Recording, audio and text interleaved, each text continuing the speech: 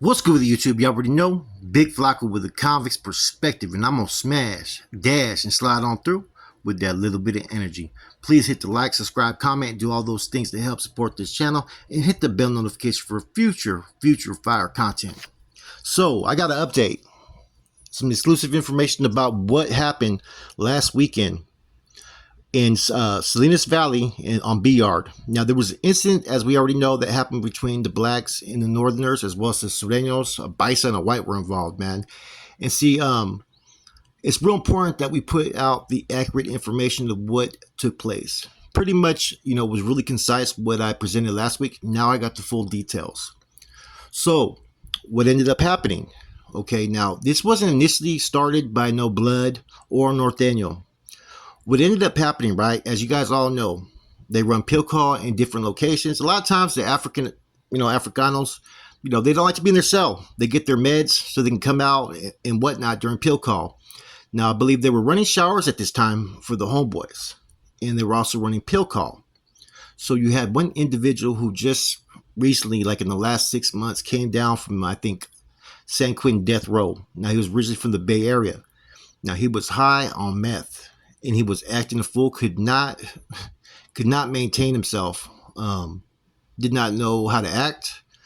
Been a long time, I guess, being up there in death row all those years, and now have that freedom. He didn't know how to handle the dope he was on, so he was wigging out. Now, in the process, you had a 3-man detail team that was securing the Carnal, Bobby Silent Lopez. Yes, Silencio. Now, in the process of all this happening, this Africano ended up taking off on one of his detail team, right?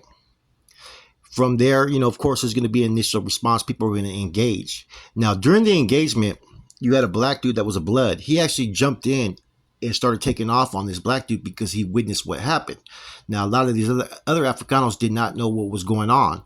From there, you also had a Baisa that jumped in, and some Sureños. So all these blacks seen is another black dude being attacked, when initially the blood actually jumped in to actually take care of the black dude because he seen what happened.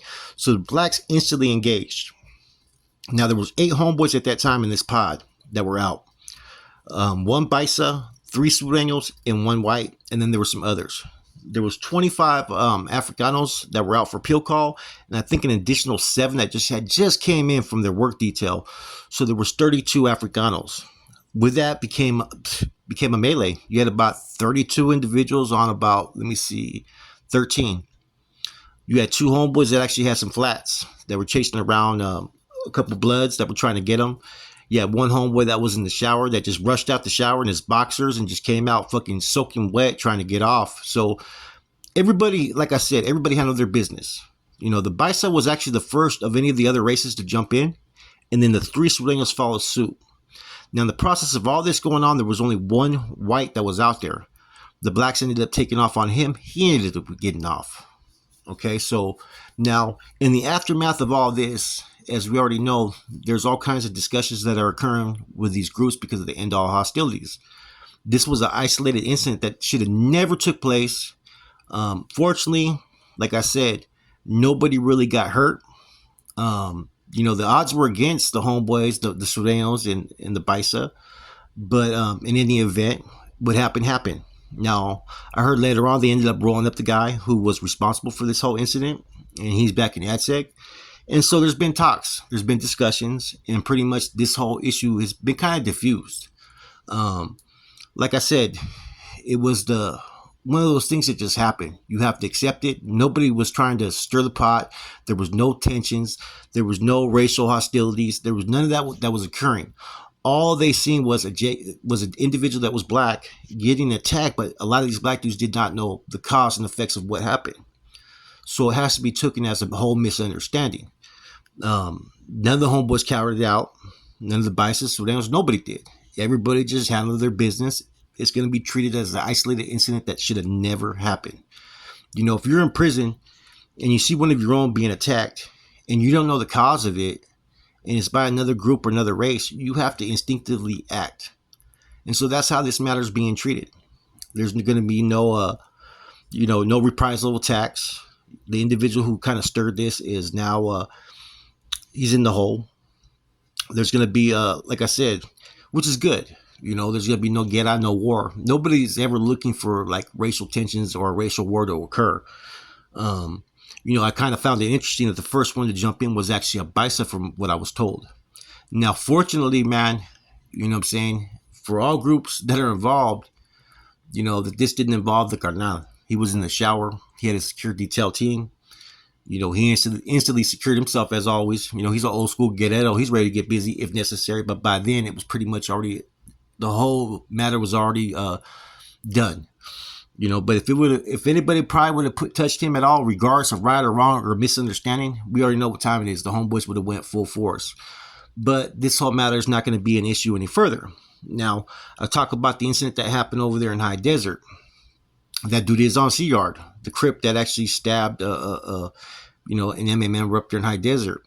Now, it's my understanding that his detail team in High Desert, when that incident all kicked off, they pretty much mollywopped all those, including the individual that tried to stab homeboy over there in High Desert. So I don't know if that's being treated as an incident that just stays up there. They already dealt with the dudes that were involved. Basically, dog barked those fools pretty bad. But he is on Sea Yard. That is a fact. Now, they're all off on lockdown. This was just a temporary lockdown. And like I said, prison gets real. Anything can happen at any time. You get the person who decides to take a substance, drink some Pruno, and doesn't know how to act. These are the type of incidents that could happen. And from my understanding, a lot of stuff that's happened at Salinas Valley has all been based upon some JCat shit. People getting too high, getting too drunk, and nobody knows what's going on. Then a little minor skirmish happens. But as far as there being racial tension, racial division, potential get out of war, no, that's not the case that's going on B Yard. This is going to be treated as such, and everybody's going to move forward. Now, every homeboy that was in that pod, they stood 10 toes down. They did what they were supposed to do, including the Damus that acted, because that pod is mainly Bloods, and there was other blacks as well in the pod. They only acted on what they seen. They seen when they're on a black man being rushed and jumped. Of course, you're going to instinctively jump and ask questions later. And so now all this whole matter's been kind of resolved, and it kind of irons out the kinks of what people thought they heard. Now this happened during, like I said, pill call, while the Nortenos were out there for showers.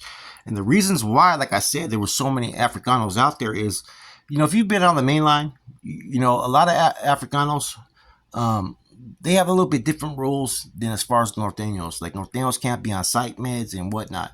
A lot of them will get on that medication so they can come out bullshit and get out their cell, especially when they're on lockdown a lot of times. 180 yards are a little bit different, so you want that access to come out and wiggle. And that's exactly why the numbers were so much favorable in the Africanos. In any event, it happened. It's a dead issue. And I think it's important that I put the accurate information out there. The main thing that was a little bit different, everything pretty much added up, was that nobody knew why the incident started. Now we know why. He was high on crank, right?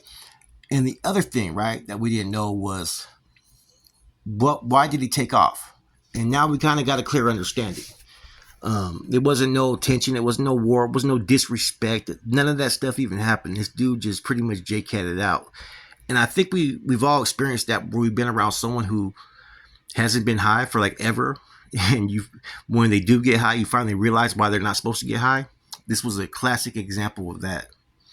With that said, it's your boy Flacco, Convict's Perspective. I'm out.